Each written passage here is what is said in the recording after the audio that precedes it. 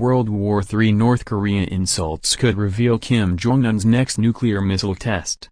Michael Lammbrau, from Mercyhurst University in Pennsylvania, has harnessed machine learning to predict the time of a nuclear test 73.2% of the time based on the threatening language from the Hermit Kingdom.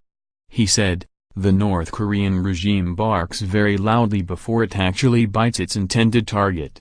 Like a pitcher who unknowingly flinches before he throws a fastball, Pyongyang may unwittingly display certain patterns before it launches a military strike." Mr. Lammbrau also claims to have produced a filter that can predict when the rogue state's aggressive tone does not result in an aggressive action with an accuracy of 96.7%.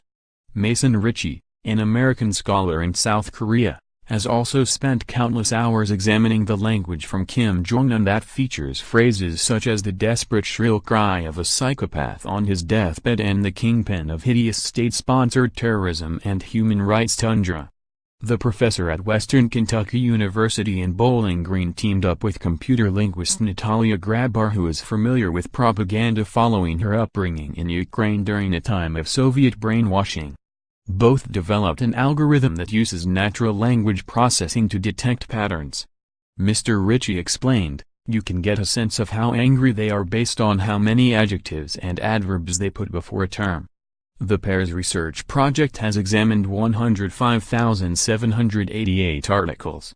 The number of scholars looking at every insult hurled from Pyongyang with meticulous detail in the hope of finding a pattern appears to be steadily increasing.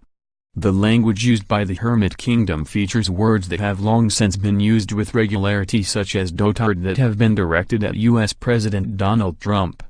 Mason Ritchie has read through an estimated 42,000 North Korean articles. Some of his most memorable phrases include the insult cowboy buffoon that was flown at former President George W. Bush and Japan officials that were labeled epileptic mentally deranged wretches.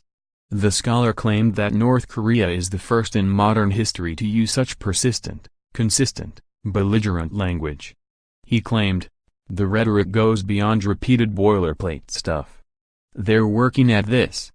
Andrew Holloway, a British social worker who worked in the Hermit Kingdom for a year in the late 1980s, fails to see the rhetoric being as calculated, instead describing it as hopeless. He declared, "The level of propaganda is too naive and the standard of writing too low." His sentiment was echoed by Michael Harold, another Briton that worked for the Hermit Kingdom's state media during the same period, who discussed a greater focus on punctuation than wording. He said, "I would sit and discuss the position of a comma for half an hour, they were that detail-oriented."